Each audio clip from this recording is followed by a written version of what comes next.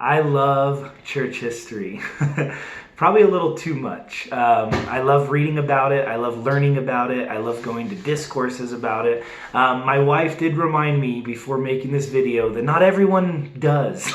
Not everyone loves history, and not everyone loves all the intricate details of church history. So I'm going to try and make this video to kind of appeal to both sides, people that like history and people that just kind of want to know the events. And so I'm going to try and be concise in my words and just dealing with the events of how the Book of Mormon came to pass, or in other words, how Joseph came to obtain the gold plates. And so I'm going to refer to a couple of different things. Come Follow Me's activity is talking about the coming forth of the Book of Mormon, and so I do want to talk about these events. But the references I'm going to use is first and foremost the testimony of the prophet Joseph Smith, which is found in the beginning of our scriptures, which is our reading this week. I'm also going to refer to Joseph Smith history, which gives a more full version of those events leading up to the coming forth of the gold plates, and also chapters 3 and 4 of this volume of work, The Standard of Truth, or Saints. And so I'm going to be referring to chapter 3 and 4 from this book. All of the information that I've kind of prepared for today come from those three sources. So, with that being said, let's get started. First, we're going to talk about a little bit of background. So, 1817, the Smith family moves to Palmyra, New York. Why is that important? Because there's a hill nearby their farm home in Palmyra, New York, where the plates were deposited years and years before that by Moroni. Joseph Smith is also he's 17 years old at this time in 1823, but if you remember, in 1820 was the marvelous first vision. And so that happens 3 years before these events start taking place, because what we're going to start is 1823. So, kicking things off, 1823, September 21st, and Joseph Smith decides to pray. We know from the first vision that marvelous experience occurred because Joseph decided to pray. His question at that point was, do you remember? The question that Joseph went into the grove with was, which church should I join? And that was the question that he pursued the Father with. This moment, Joseph Smith's experience is a little bit different. He does want some light and knowledge on what work the Lord has for him to do. He knows that the first vision occurred and that there's things that are going to happen. But mainly his purpose at this moment, on September 21st, 1823, is to receive a forgiveness of his sins. He feels as if he has not been righteous in his efforts in responding to the vision, and so he wants to receive a forgiveness of what he calls sins. Now Joseph, let me just correct this. Joseph did not engage in any grievous acts. These were more the foibles of human nature. He refers to himself as a jovial person, and so maybe a little lighthearted. And so this is not a grievous sin that he is seeking forgiveness for, but he did get caught up into some of the human nature, the temptations of human nature. And also he's receiving persecution for the vision that he claimed that he had to people amongst the city, both religious and irreligious. So that kind of paints the background of where we're going to jump in today. 1823, September 21st, Joseph Smith is in a room, painting the picture of this room. It's probably about the size of this room that I'm in here today, in our dining room, but he is with all of his brothers and sisters in this room. They are all sleeping, and Joseph gets on his knees and he prays. In that moment, a light descends, a person, which is Angel Moroni, a resurrected being, a glorious messenger, appears at his bedside. Joseph gives great description to this being, but essentially what occurs is Angel Moroni comes and gives a message to young Joseph. The first thing he said, which I just love, I mean, one thing I love about church history is we get to see the human side of people. We get to see how God works with his people. And the very first thing that Moroni says to a 17-year-old boy, Joseph Smith, the first thing he says is, "Thy sins are forgiven thee." He lets him know that his sins are forgiven. And that, I'm sure, gives Joseph a breath of fresh air, but also gives him confidence to do the things that the angel has in store for him. So, he appears once, he appears twice, he appears 3 times. In each of those visits, the messenger gives the exact same message without any variation. In that, he quotes scriptures. He quotes scriptures. I will put that in the comments, what scriptures are quoted. But he quotes scriptures. He gives caution. He gives warnings. He gives direction. He talks about the plates which have been deposited by him himself eons before this in preparation for the uncovering by, which is going to be Joseph Smith.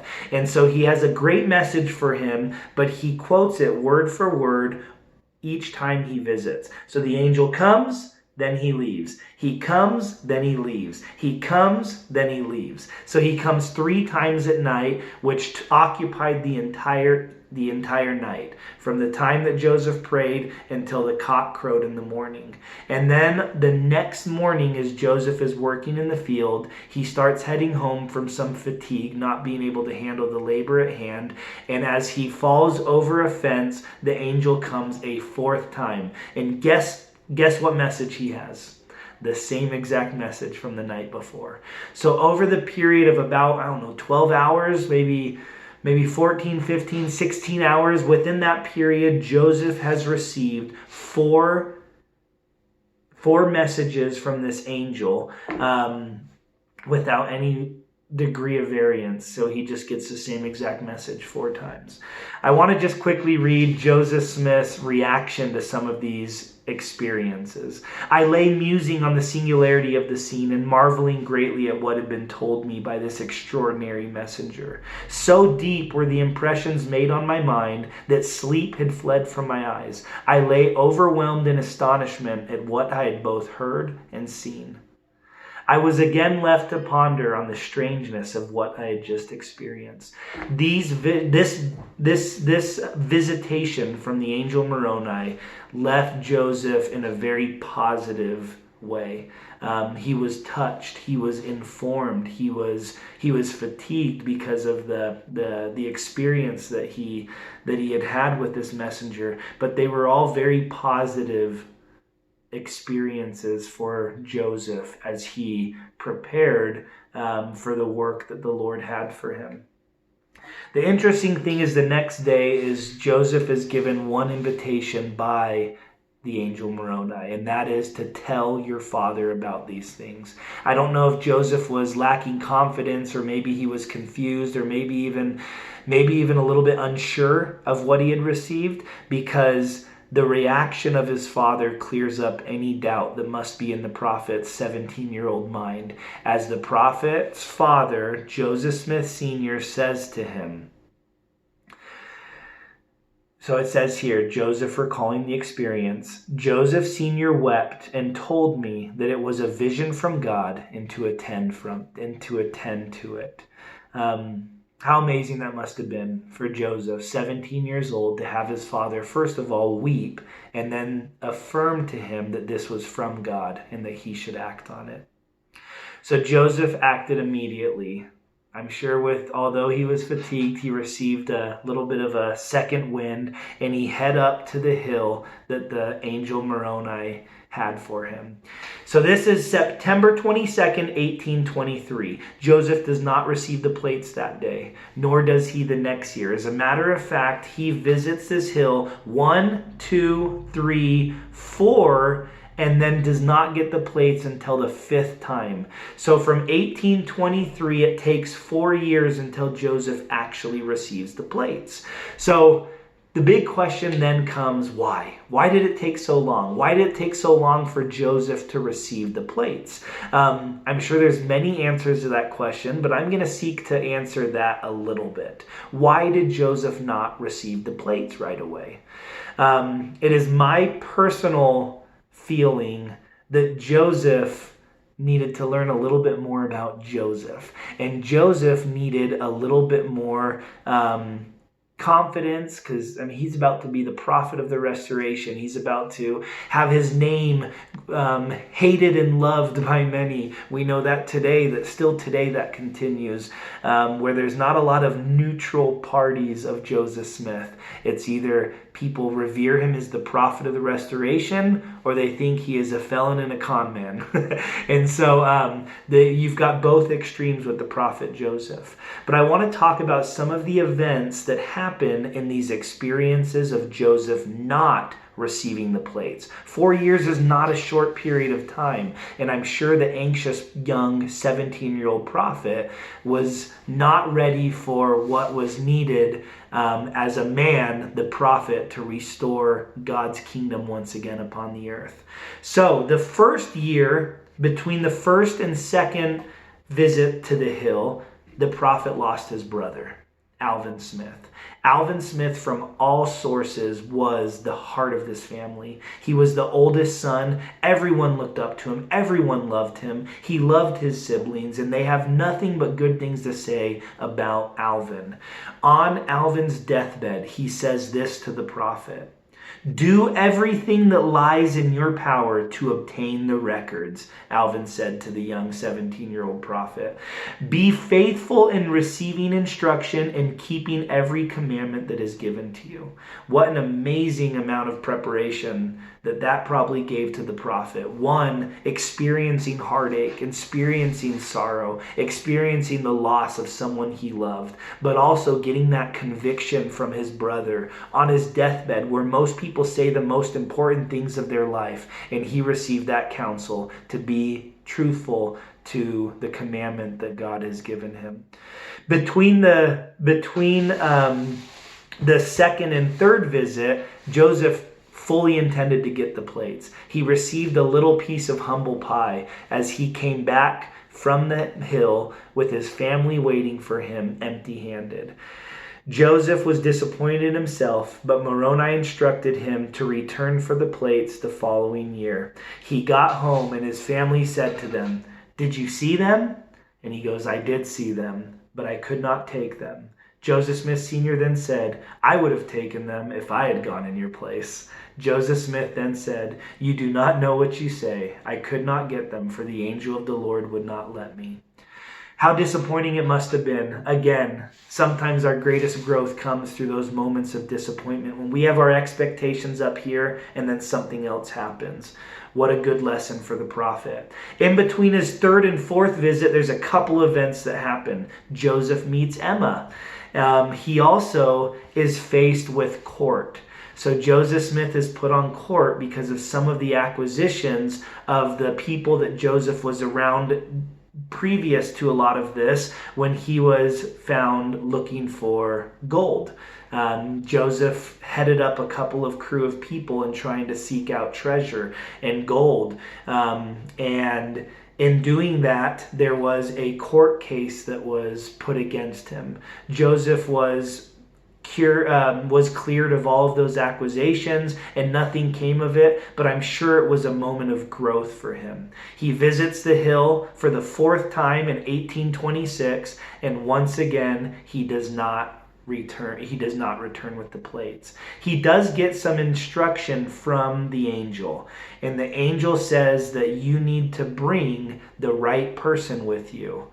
Joseph Smith was confused about this because the angel once before said to bring Alvin with him, and he was confused because Alvin had now been dead for almost 3 years, and he sought through prayer, through revelation, and through the seer stone that he had, that the right person for him to bring was Emma.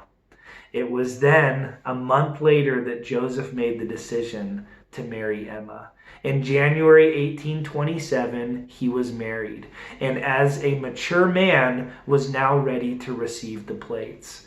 Sometime before September 22nd, 1827, Joseph met with Moroni again. As a matter of fact, quick little note, from the period of September 21st, 1823, till when Joseph receives the plates on September 22nd, 1827, so the period of about, 23, 24, 25, 26, 27, so the period of 4 years, sorry, I had to do a little bit of math, with the period of 4 years, he has 20 experiences with the angel Moroni, 20 visitations with Moroni. And this is one of those more lesser known experiences.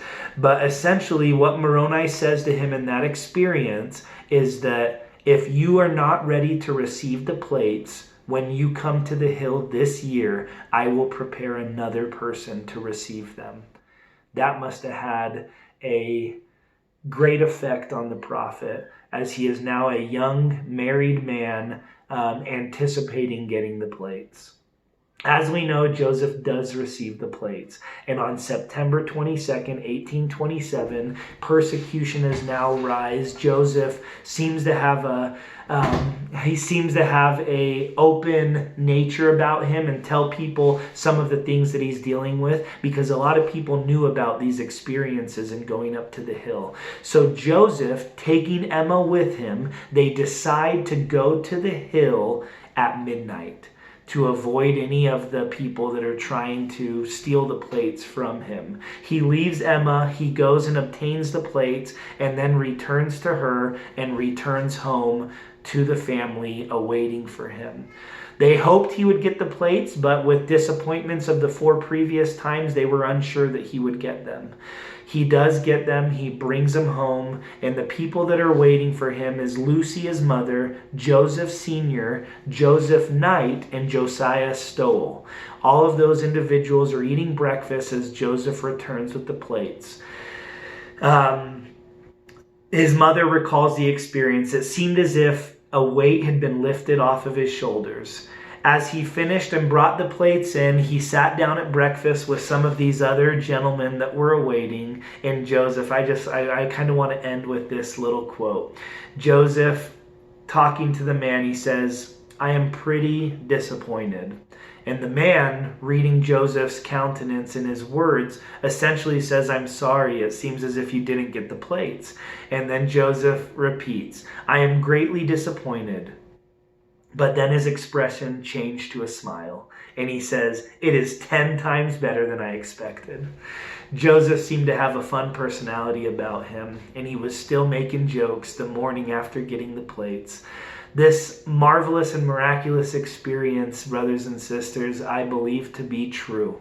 I believe, just as the records say, that Joseph, after trial and trial, sorrow and marriage, all of these life events that occurred during those times, was prepared to take the gold plates and to then translate them into what we have today, the Book of Mormon. What a marvelous and miraculous experience. Please take time to read if you're more interested in some of these events, for there is a lot of information out there to solidify our testimonies of the prophet Joseph.